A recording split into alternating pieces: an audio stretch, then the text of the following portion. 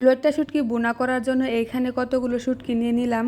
এখন আমি এইখানে ছোটো সাইজ করে শুটকিগুলা কেটে নিব। শুটকিগুলা প্রায় অনেক দিন হয়ে গেছে আনা হয়েছে, তো ভাবলাম যে আজকে রান্না করে নিয়ে অনেক সময় অনেক জিনিস নষ্ট হয় মনে না থাকার কারণে।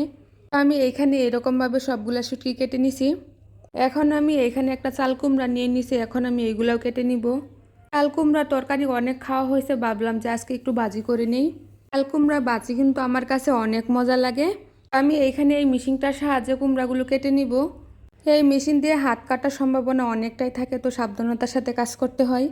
কুমড়ার ভাজি কে কে খেতে পছন্দ করেন অবশ্যই কমেন্টে বলে যাবেন। আমার কাছে কুমড়া ভাজি আর সাথে পেঁপে ভাজিও কিন্তু অনেক মজা লাগে। আমি এইখানে প্রথমে শুটকিতে গরম পানি দিয়ে দিছি। এখন আমি শুটকিগুলাকে ভালো করে পরিষ্কার করে নিব, তারপর আমি কিন্তু লবণ পানি দিয়েও ধুয়ে নিছি। তো এইখানে প্রথমে আমি পেঁয়াজ কুচি এবং রসুন কুচি দিয়ে দিছি। শুটকির মধ্যে আমি সবসময় একটু বেশি করে তেল দিয়ে থাকি। আর আমি আজকে যেইভাবে শুটকি রান্না করতেছি এইভাবে শুটকি রান্না করলে কিন্তু অনেক মজা হয়। আর শুটকিটা যদি আগে থেকে তেলে ভেজে নেওয়া যায় তাহলে কিন্তু অনেক সুন্দর একটা গ্রান বের হয়। কখনোই শুটকি খায় না, আর এইভাবে যদি বোনা করে নেওয়া হয় তাহলে সে কখনোই না করবে না, কারণ এইভাবে শুটকি বোনা করলে কিন্তু অনেক মজা হয়। এখন আমি এইখানে সব মশলা দিয়ে কিন্তু শুটকিটা ভালো করে কষিয়ে নিছি। এখন আমি এইখানে সামান্য পরিমাণে পানিও দিয়ে দিলাম। এটা যেহেতু শুকিয়ে গেছে, এখন আমি এইখানে রসুন এবং পেঁয়াজ কুচিগুলা দিয়ে দিব। এরকমভাবে আস্ত করে রসুন এবং পেঁয়াজ কুচি দিলে কিন্তু অনেক মজা লাগে। শুটকির আসল টেস্টটা কিন্তু এরকমভাবেই রান্না করলে পাওয়া যায়। এখন আমি এইখানে কিছুক্ষণ আমি শুটকি এবং পেঁয়াজ রসুন একসাথে ভেজে নিব।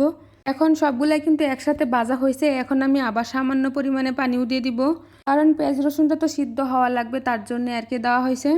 এখন শুধু অপেক্ষার পালা রসুন এবং পেঁয়াজগুলো সিদ্ধ হওয়ার জন্য। এখন আমি এখানে ডাকনা দিয়ে ডেকে দিব। এখন ডাকনাটা তুলে আমি একটু নাড়াচাড়া করে নিব।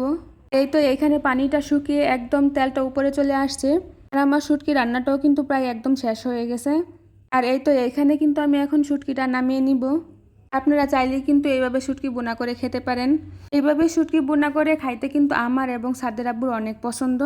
আর এই তো এখানে তরকারিটা কিন্তু অনেক লোভনীয় মনে হচ্ছিল। আর এইখানে কিন্তু কুমড়া ভাজি করার জন্য শুকনো মরিচ দিয়ে দিছি, সাথে পেঁয়াজ কুচি এবং রসুন কুচিও দিয়ে দিলাম। কুমড়া ভাজি করার জন্য কিন্তু শুকনো মরিচটাই আসল। কুমড়ো ভাজির সাথে কিন্তু শুকনো মরিচ দিলে অনেক টেস্টি হয়। শুকনো মরিচের সুন্দর একটা ফ্লেভার আসে। ভাজির সাথে আর কি শুকনো মরিচ খাওয়া হবে, এই জন্য আর কি তুলে নেওয়া হয়েছে। এখানে কিন্তু আমি কুমড়া ভাজিটাকে হালকা ভাপ দিয়ে নিছিলাম। এখন কুমড়ার মধ্যে যে পানিটুকু আছে এইটুকু আর কি শুকিয়ে যাবে। আজকে যে আমি দুইটা আইটেম রান্না করছি এই দুইটা আইটেম কিন্তু আমাদের অনেক পছন্দ। ভাবলাম যে আজকে যেহেতু বন্ধের দিন, তো এরকমভাবে একটু রান্না করে নেই। আর এইখানে কিন্তু আমার কুমড়া ভাজিটাও হয়ে গেছে। আর এখন আমি কুমড়া ভাজিটা কিন্তু নামিয়ে নিচ্ছি একটা বাটিতে। আমার ভিডিওটি দেখার জন্য আপনাদের সকলকে অসংখ্য ধন্যবাদ। আবারও দেখা হবে অন্য কোনো এক ভিডিওতে, সেই পর্যন্ত সকলেই ভালো থাকবেন।